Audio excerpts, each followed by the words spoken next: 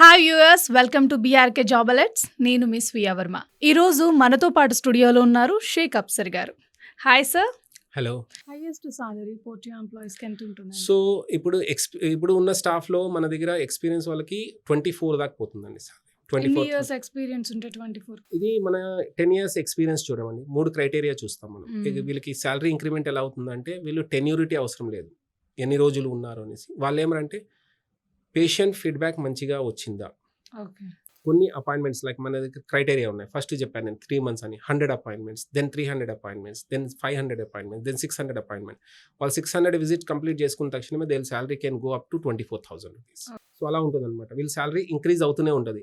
మీలాగా నాలాగా 1 yearకి ఒకసారి ఇంక్రిమెంట్ అవ్వదండి, రైట్? సో ఎలా అవుతుందంటే వీళ్ళు అపాయింట్మెంట్ క్లీన్గా పేషెంట్ దగ్గర పని చేసుకొని ఉండి విజిట్స్ క్లీన్గా పెట్టుకొని ఉంటే, వాళ్ళ ఫీడ్బ్యాక్ మంచిగా ఉంటే వాళ్ళ శాలరీ పెరుగుతూనే పోతుంటుంది. ఇన్ఫ్యాక్ట్ 1 year, వితిన్ 1 yearలో they can take 21, 22.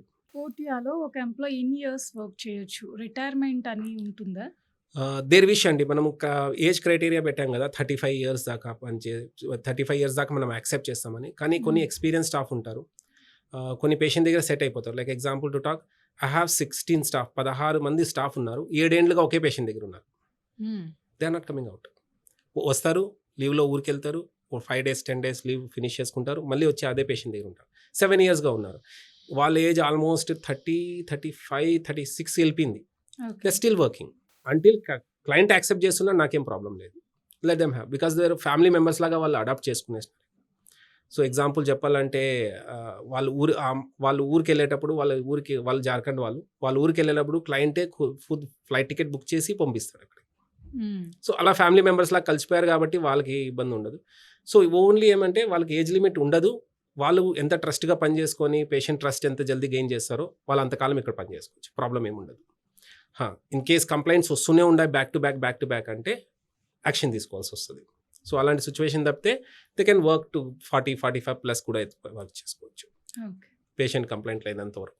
After retirement ఏమైనా పోర్టియో ఎంప్లాయీస్కి ఏమన్నా ప్రొవైడ్ చేస్తుందా పోర్టియో కంపెనీ? ఇప్పుడు ప్రస్తుతానికి అయితే లేదండి, ఎందుకంటే వాళ్ళు కన్సల్టెంట్గా తీసుకుంటున్నాం. కన్సల్టెంట్ స్టాఫ్ అంటే వాళ్ళు పని చేసిన వాళ్ళు శాలరీ దొరుకుతుంది. సో ఇట్స్ నాట్ లైక్ దట్కి వాళ్ళు 1 month పని చేసినా చేయకపోయినా శాలరీ వస్తుందని ఉండదు. ఇది నోట్ చేసుకోవాలి పాయింట్. ఎందుకంటే వాళ్ళు ఎన్ని రోజులు పని చేస్తారో అన్ని రోజులకి వాళ్ళకి శాలరీ వస్తుంది. లైక్ ఎగ్జాంపుల్ మంత్లో 20 days పని చేశారు, 20 days శాలరీ వస్తుంది. 30 days పని చేశారు, 30 days శాలరీ వస్తుంది. సో ఇది కన్సల్టెంట్ బేస్డ్ మోడల్ కాబట్టి మనం అంతే పెట్టుకున్నాం. ఎందుకు కంపెనీ రెగ్యులర్ ఎంప్లాయీస్ లాగా ఇవ్వట్లేదు అంటే దానికి ఒక చిన్న ఆన్సర్ ఉందండి. ఎందుకంటే మనం ఎక్స్పీరియన్స్ చేసాం. కంపెనీ స్టార్ట్ చేసినప్పటి నుండి 2020 దాకా కూడా, 21 దాకా, 22 దాకా కూడా మనము ఫుల్ టైమర్స్ ఉండేవాళ్ళు. వాళ్ళకి ఈఎస్ఐ పిఎఫ్లు ఉండేవి, వాళ్ళ రిటైర్మెంట్ ప్లాన్స్ ఉండేవి, వాళ్ళకి అన్నీ ఉండేది.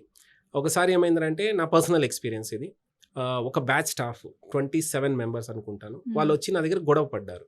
సార్ మీరు నాకు అప్పుడులో 14,000 అండి సార్, 14,000 శాలరీ వచ్చి చెప్పారు, నాకు 10,800 రూపాయలు వచ్చింది, ఎందుకు? నేను చాలా ట్రై చేశాను ఎక్స్ప్లెయిన్ చేయడానికి.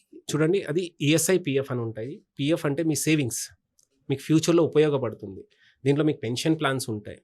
అది ఎక్స్ప్లెయిన్ చేయడానికి చాలా ట్రై చేశానండి, కానీ వాళ్ళకి అర్థం కాలేదు. మేబీ ఆ ఏజ్ గ్రూప్ వాళ్ళకి అర్థం కాలేదు ఈఎస్ఐ అంటే ఏంటి, పిఎఫ్ అంటే ఏంటి. నాకు హెల్త్ ఇన్సూరెన్స్ ఉందంటే నాకు హెల్త్కి ఇష్యూ ఏమైనా వస్తే నాకు నా ఫ్యామిలీకి అది వర్కౌట్ యూజ్ అవుతుందని కూడా తెలియదు వాళ్ళకి. పిఎఫ్ అంటే వాళ్ళకి పిఎఫ్ ఎప్పుడో వచ్చేది, ఎందుకు నాకు ఇప్పుడు రావాలి, నాకు ఇప్పుడు అకౌంట్లో క్రెడిట్ అవ్వాలి అని వాళ్ళు పట్టుపట్టారు. సో దాని తర్వాత చాలా ఇలా వజల్స్ అయిన తర్వాత అన్ని డిస్కషన్ చేసిన తర్వాత మనం ఫుల్ టైమర్ అనేది క్యాన్సిల్ చేసాం. ఇప్పుడు అన్ని కన్సల్టెంట్ని హైర్ చేస్తాం. వాళ్ళు ఎన్ని రోజులు పని చేస్తారో అన్ని రోజుల శాలరీ డైరెక్ట్గా వెళ్ళిపోతుంది. ఎలాంటి పిఎఫ్, ఎలాంటి ఈఎస్ఐ డిడక్షన్స్ ఉండవు. ఈ ఇన్సూరెన్స్ లీవ్స్ ఏమి ఇవ్వరండి. వాళ్ళు లీవ్స్ కావాలనుకుంటే వాళ్ళు లైక్ ఎగ్జాంపుల్ 3 months పని చేసిన తర్వాత 3 months వరకు లీవ్స్ ఉండవు. 3 months పని చేసిన తర్వాత వాళ్ళు కావాలంటే 5 days 10 days లీవ్స్ వెళ్ళేసి రావచ్చు, దానికి శాలరీ ఉండదు. వాళ్ళు ఎన్ని రోజులు పని చేస్తారో వెళ్ళేసి రావచ్చు, మళ్ళీ వచ్చి జాయిన్ అవ్వచ్చు, ప్రాబ్లం ఏం లేదు. వాళ్ళకి శాలరీ ఎప్పుడు వస్తుందంటే వాళ్ళు పని చేసినప్పుడు మాత్రమే శాలరీ వస్తుంది. పోర్టియోలో జాయిన్ అయిన కేర్ టేకర్ గానే ఉండిపోతాడా, లేకపోతే ఏమైనా ప్రమోషన్ ఏమైనా ఇస్తుందా పోర్టియో కంపెనీ అండి? సో దాని గురించి కంపెనీ ఒక స్టెప్ అహెడ్గా ఉందండి. ఎందుకంటే మనకు లాంగ్ టర్మ్ స్టాఫ్ ఉన్న వాళ్ళు వాళ్ళ కెరియర్ గ్రోత్, ఎందుకంటే వాళ్ళు కేర్ టేకర్గా వస్తే కేర్ టేకర్ అని లైక్ ఎగ్జాంపుల్ వార్డ్ బాయ్ లాగానే ఉండిపోవాలని లేదు, కేర్ టేకర్ లాగానే ఉండిపోవాలని లేదు. మన దగ్గర ఉన్న స్టాఫ్లో మనము 6 members ఎడ్యుకేషన్ ఫ్రీగా చేపిస్తున్నాం.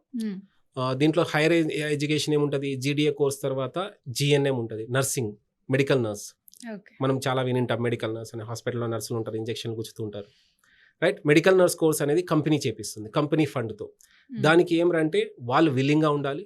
దానికి కంపల్సరీ 10th పాస్ అయ్యి ఉండాలి. 10th పాస్ అవ్వకపోతే ఏఎన్ఎంకి అప్లై చేయలేం. సో ఏఎన్ఎం కోర్స్ చేపిస్తాం. ఏఎన్ఎం ఏమంటే మెడికల్ నర్స్ కోర్స్ అనమాట. సో దానికి కంపెనీ ఫండింగ్ చేస్తుంది. సో మీ దగ్గర నుంచి ఎలాంటి డబ్బులు పే చేయాలి, మనం డొనేషన్ కట్టాలి, కాలేజ్కి ఇదని లేదు.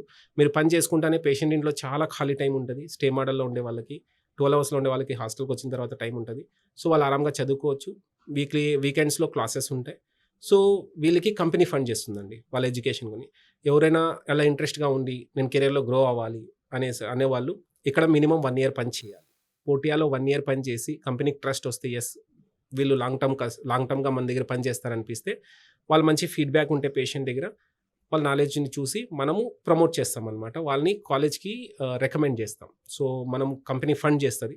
దెర్ ఆర్ సమ్ కాస్ట్, అది కంపెనీ భరిస్తుంది. ఎంత ఖర్చు అయినా అది కంపెనీ భరించి వాళ్ళకి ఏఎన్ఎం కోర్స్ చేపిస్తుంది. ఏఎన్ఎం కోర్స్ చేపించి వాళ్ళకి కంపెనీలోనే పాస్ అయిన తర్వాత, అది 2 years కోర్స్ ఉంటుంది. అది పాస్ అవుట్ అయిన తర్వాత కంపెనీలోనే వాళ్ళకి ఏఎన్ఎం జాబ్ ఇస్తారు. ఏఎన్ఎం అంటే నర్సింగ్ టైప్ అనమాట. వాళ్ళు ఇంజెక్షన్స్ ఇస్తుంటారు కదా, అలాంటి నర్సులు. సో వాళ్ళకి పోర్టియానే మళ్ళీ హైర్ చేసుకొని హైయర్ శాలరీ ఇస్తుంది. వాళ్ళ శాలరీ స్టార్ట్ అయ్యేది 25,000 నుంచి మొదలుపెట్టి 60,000 దాకా ఉంటుందండి వాళ్ళ ఎక్స్పీరియన్స్ని బట్టి. మెడికల్ నర్స్ శాలరీస్ డిఫరెంట్గా వెళ్తుంది. వాళ్ళు మంచిగా ఎక్స్పీరియన్స్ తెచ్చుకున్నారు, మెడికల్ నర్స్గా ఇంకో 4 years 5 years పనిచేశారు, వాళ్ళ శాలరీ ఇమీడియట్గా 40,000 వెళ్ళొచ్చు. సో కెరీర్ ఆపర్చునిటీ అయితే ఉంది వాళ్ళకి ఇంట్రెస్ట్ ఉండాలి.